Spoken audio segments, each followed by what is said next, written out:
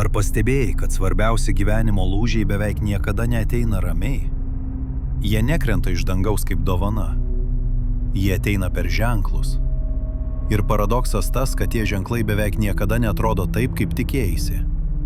Daugelis meldžiasi proveržio, palaimos ar pokyčio.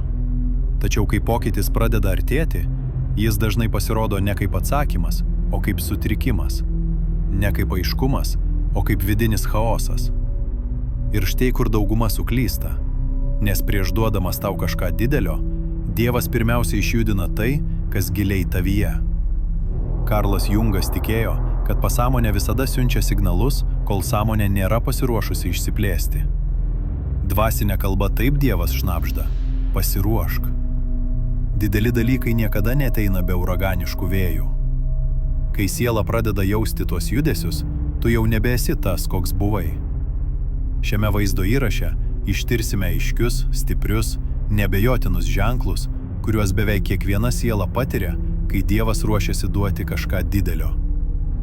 Jei žiūri šį vaizdo įrašą, tai gali būti neatsitiktinumas. Pasilik iki pabaigos, gal esi arčiau to, ką Dievas tau ruošia, nei supranti. Ar pasiruošęs priimti? Spaudimas prieš lūžį. Vienas dalykas, kurį beveik kiekviena siela, įžengiant į didelį gyvenimo skyrių, patiria, prieš tai, kai Dievas ruošiasi tau duoti ką nors didelio, gyvenimas nepalengvėja, jis sunkėja.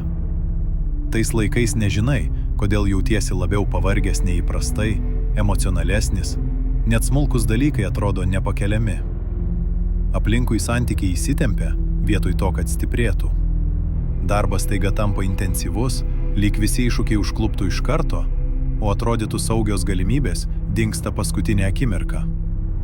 Kartais pagalvoji, ar einu teisinga kryptimi? Iš tiesų tai dažnai yra pirmasis ženklas, kad artėja didelė permaina. Jungo psichologijoje bet kokiam sąmonės išsiplėtimui būtina pereiti per slėgio zoną. Jungas yra sakęs: nėra atėjimo į sąmoningumą be skausmo. Šis slėgis tavęs nesužlugdo. Jis išplečia tavo sielos talpą, kad galėtum laikyti kažką didesnio, ką Dievas ruošia. Jei atkreiptum dėmesį, kiekvienas, kurį Dievas ruošia, pereina būtent per šią fazę. Prisimeni Jokūbą, Joseph, šventajame rašte? Prieš tapdamas Egipto antraplanininku, jis nespėjo gauti palaimos iš karto. Priešingai, jo gyvenimas atrodė kaip griūtis. Broliai pardavė, neteisingai apkaltintas, įmestas į kalėjimą, pamirštas tų, kuriems padėjo. Jei žiūrėtum tik į tą etapą, manytum, kad Dievas jį apleido. Bet iš tiesų kiekvienas įvykis buvo tarsi ruošimas. Jokūbas to nežinojo, bet kiekvienas patirtas spaudimas ruošė jį pakylėjimui. Tai, kas atrodė kaip stumimas žemyn ir nesėkmė, iš tikrųjų buvo kryptingas vedimas į vietą, kurią Dievas jam buvo numatęs. Ir tas pats vyksta tau. Kas daro šią fazę painę? Paradokso jausmas. Tu darai viską teisingai, gyveni sąžiningai, meldiesi, stengiesi, bet rezultatai negerėja. Jauti ne jėgą, bet pavargimą, ne brandą, bet vienatvę. Meldi vedimo, bet gauni iššūkius. Pro Jungo prizmę tai nėra bausmė, tai vidinis persitvarkymas. Kai nori gimti nauja sąmonės lygis, senasis turi mirti. Tavo pažįstama mąstysena nebėra pakankamai plati, kad atlaikytų tai, ką Dievas ruošia. Todėl jis tave tempia, bando, leidžia tam tikriems dalykams kristi, kad pasiruoštum kažkam didesniam. Įsivaizduok sielą kaip indą. Prašai Dievo užpildyti palaimomis, bet indas per mažas. Vienintelis dalykas, kurį jis gali padaryti, yra išplėsti indą. Išplėtimas turi sukelti spaudimą.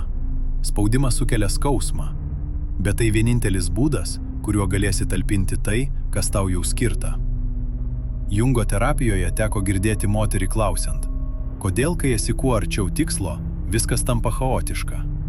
Kodėl Dievas to nepalengvina? Terapeutas tik nusišypsojo, nes jis perstatinėja tavo pamatą. Kuo pamatai yra giliau, tuo pastatas kils aukščiau. Tai, ką vadini chaosu, kartais yra dieviška statybo aikštelė. Jungas tikėjo, kad kai siela ruošiasi išsiplėsti, pasąmonė ištrauks visus neišgydytus fragmentus į paviršių. apleidimo baimę, nesaugumą, neadekvatumo jausmus, skaudžias atmintis. Santykiai įsitempia ne tam, kad tave sunaikintų, bet kad nulupintų ryšius, kurie nebetinka tavo ateičiai. Galimybės dingsta ne tam, kad sunaikintų viltį, o tam, kad nepraeitum pro duris, kurios nėra tavo. Kai Jokūbas buvo įmestas į kalėjimą, jis nežinojo, kad kalėjimas yra slaptas koridorius į sostą. Kai tu guli spaudimo jėgose, tu irgi nežinai, kad vieta, kur atrodo, jog griūni, yra laiptai į paaukštinimą. Todėl tomis sunkiomis dienomis nepasitikėk laikinais jausmais. Jausmai sako, kad esi pavargęs, bet tikėjimas sako, kad esi ruošiamas. Tu nekrenti. Esi statomas taip, kaip tavo siela turi žengti į didesnę palaimą. Tu nesi neteisingoje vietoje. Net jei to dar nematai, esi pastatytas ten, kam jis tave ruošė ilgą laiką. Šventas vidinis poslinkis. Jei spaudimas yra būdas, kuriuo Dievas plečia sielos talpą, tuomet kita fazė pasireiškia kaip tylus, neįvardijamas poslinkis. Tai jau nebe sunkumas, o pojūtis, kad senajame savyje nebeturi vietos. Nežinai kodėl, tačiau viskas, kas buvo pažįstama, ima atrodyti atgyventa. Pokalbiai kadaise žavėję, dabar skamba paviršutiniškai. Vietos, kurios buvo namais, pradeda spausti. Įpročiai teikia paguodą, tampa sunkus, lyg seni batai, kurių nebenori avėti. Jauti nerimą, bet negali pasakyti, ko lauki. Jauti trauką, bet nežinai krypties. Ir keisčiausia, nors išorėje niekas nepasikeitė, viduje aiškiai jauti, kad nebegali likti ten, kur buvai. Tai nėra nuobodulys, motyvacijos stygius ar depresija. Tai šventas vidinis poslinkis, tas vidinis virpulys, kurio nepavyksta užgniaužti.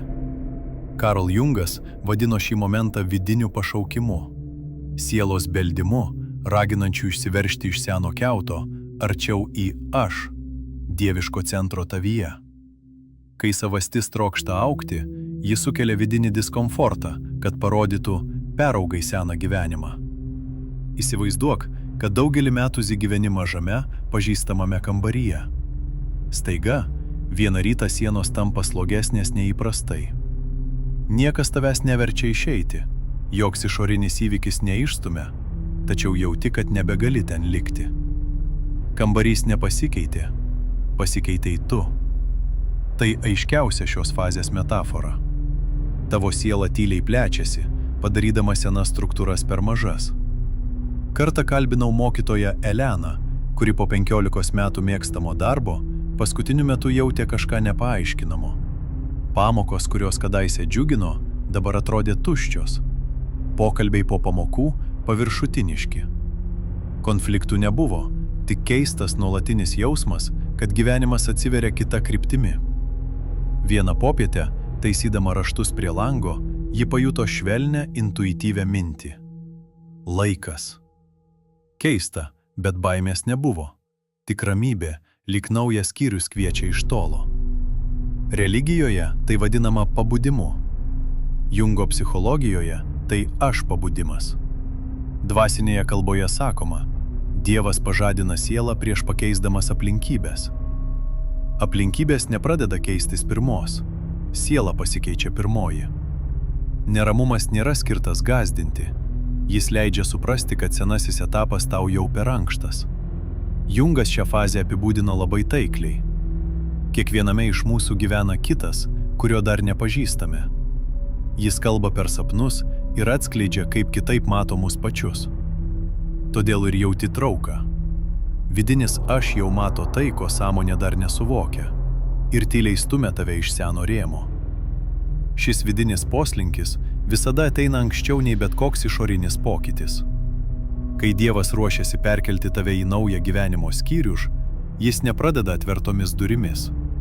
Jis pradeda nuo vidinio nepatogumo, kad tu negalėtum likti ten, ką jau esi peraugęs.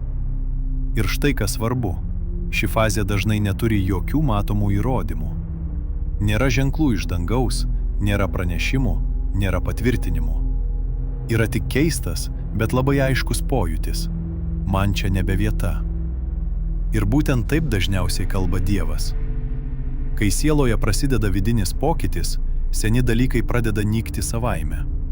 Ne todėl, kad juos atstumi, o todėl, kad jie nebeatitinka to, kuo tampi. Santykiai ima tolti, nes nebėra bendro pagrindo. Veiklos, kurios anksčiau turėjo prasmę, ima tuštėti. Paviršutiniai pokalbiai vargina, nes tavo vidinis dėmesys pasislinko giliau. Tau nereikia sąmoningai išeiti ar kažką nutraukti. Pokytis vyksta pats, nes vidus jau pasikeitė. Būtent taip prasideda naujas etapas. Pirmiausia keičiasi vidinė būsena, o tik po to išorinės aplinkybės. Todėl Dievas nepradeda nuo naujų durų. Jis pradeda nuo vidinio nepatogumo, kad nebegalėtum likti ten, ką jau peraugai. Šioje fazėje dažnai nėra jokių išorinių ženklų.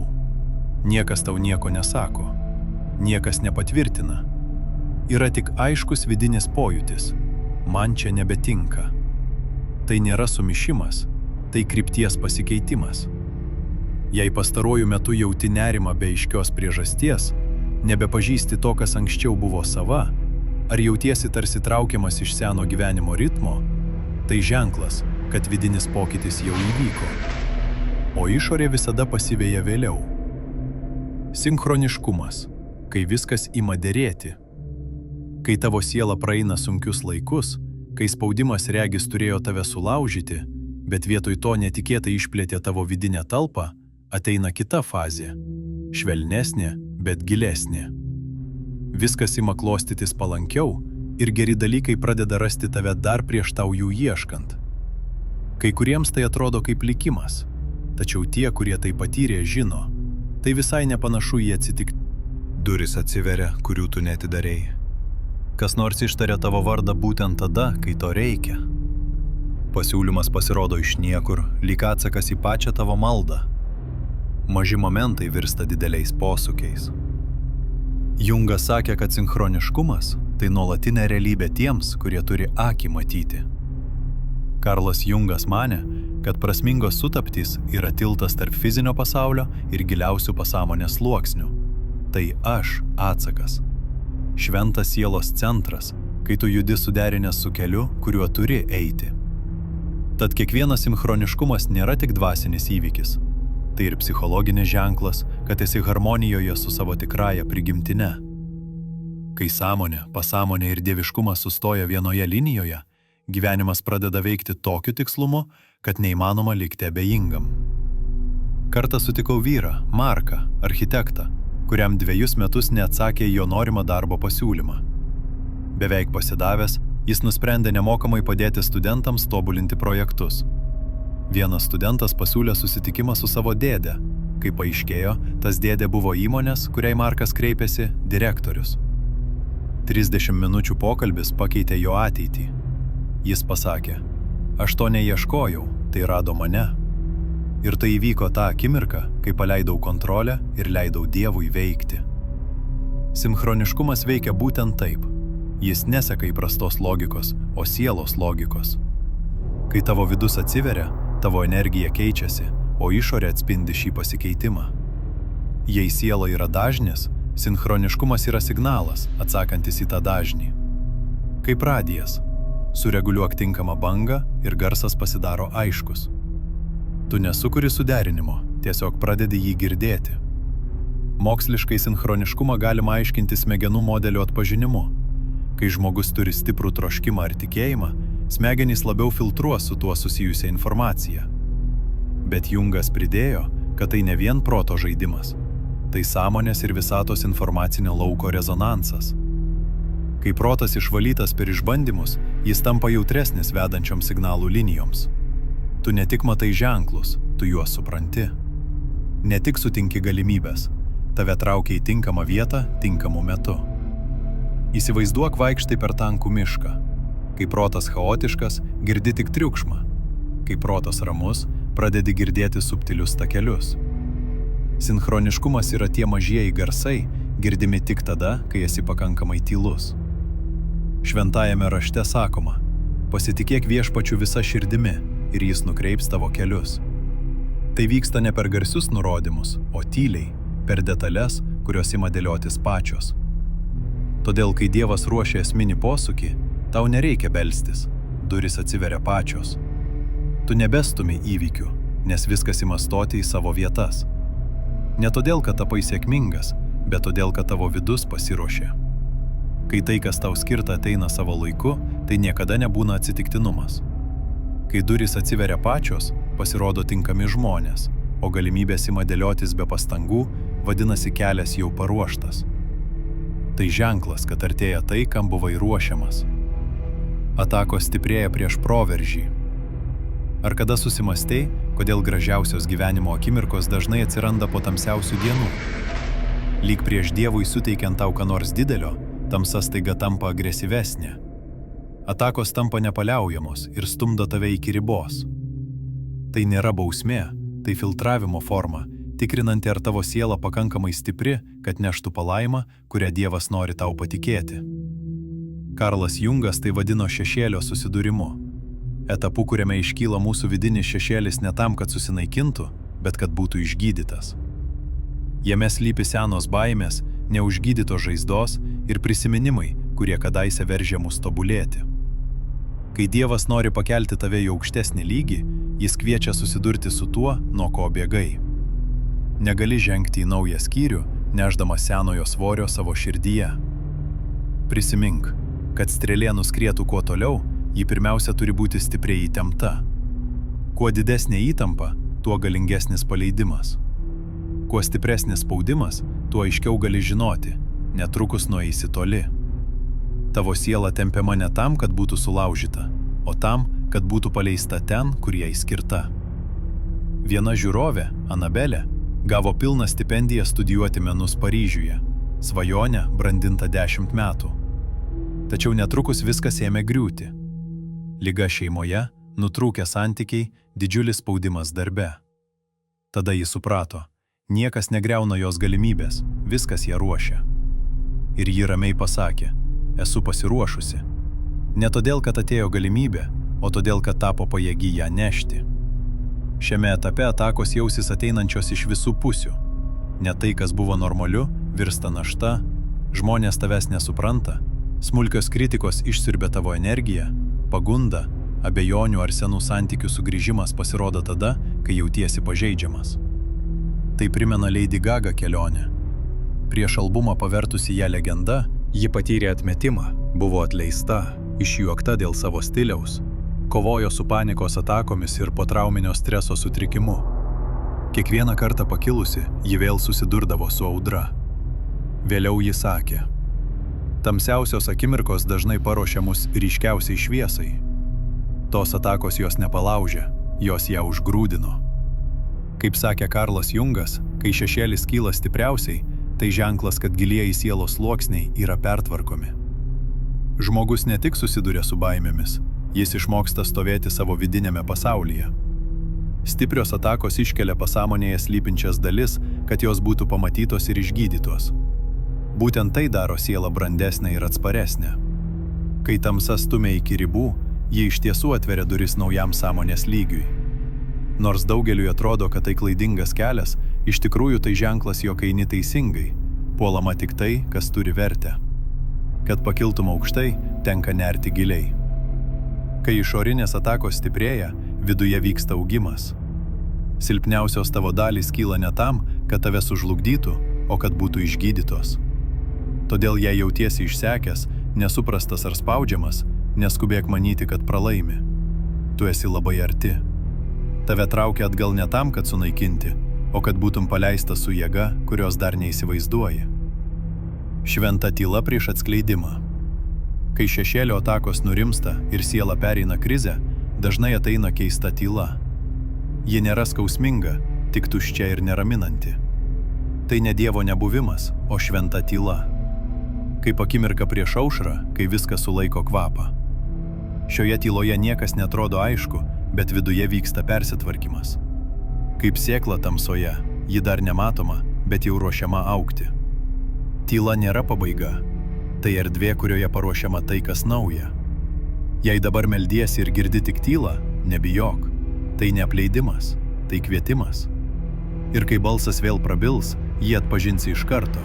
Tai bus ramybė, kurios pasaulis negali sukurti. Karlas Jungas šį laikotarpį pavadino inkubacijos etapu, dvasinės gestacijos periodu, kai vidinis pasaulis traukiasi į tamsoje, kad pasirengtų naujam sąmonės lygiui. Jungas buvo sakęs, naujo kūrimas neįvykdomas protu, o žaidimo instinktų, veikiančių iš vidinio būtinumo. Psichologiniu lygiu pasąmonė tuo metu intensyviai dirba, jungdama išsibarsčiusias dalis. Dvasinėme lygyje Dievas koreguoja tavo sielos dažnį, kad atitiktų ateitį. Pagal Jungą tokios tylos yra būtinos naujai vidiniai tvarkai formuotis.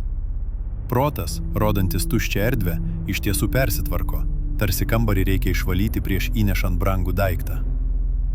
Traukimas link stipriausios savo versijos. Kai šventa tyla pasitraukia, siela, išmokusi stovėti tuštumoje, dažnai pajunta mažą, bet galingą vidinį traukos jausmą. Nebėra chaoso, nebėra šešėlio atakų, nebėra bauginančios tylos. Vietoje to atsiranda aiškus pojūtis, kad tave traukia kažkas didesnio nei tu pats.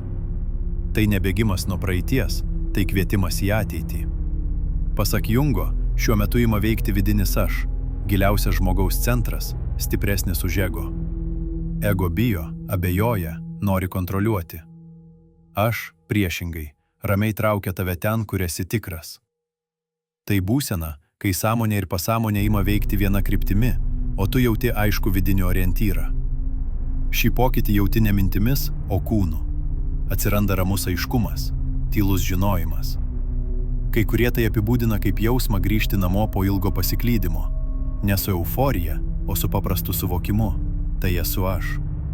Nuo čia viskas keičiasi subtiliai. Staiga nori gyventi tvarkingiau, švariau, lėčiau. Rūpiniesi savimi. Paleidi santykius, kurie sekina. Nebesinori dramų, ginčų ar įrodinėjimų. Ne todėl, kad privalai, todėl, kad viduje jau pasikeitei. Atsiranda nuoseklumas, kuriam nebereikia motyvacijos. Lyg kiekvieną teisingą žingsnį paremtų nematoma ramybė. Tai ženklas, kad siela bręsta. Kad senas sluoksnis nusilupa lengvai, be skausmo, kad ruošiesi įžengti į naują gyvenimo etapą. Kai Dievas ruošia tai, kas tau skirta, jis visada pirmiausia ruošia tave. Nei vienas svarbus gyvenimo posūkis neateina pas sielą, kuri dar nėra pasirengusi jį nešti. Todėl jei jauti šį tylų, bet nuoseklų vidinį judėjimą, žinok, tai neatsitiktinumas, tai ženklas. Tai aš traukia tave ten, kur priklausai. Dievas aštrina tavo sielą tam, kam ilgai meldėsi. Ir vieną dieną, pažvelgęs atgal, suprasi. Ne vienas etapas nebuvo skirtas tave palaužti, visi jie tave ruošė.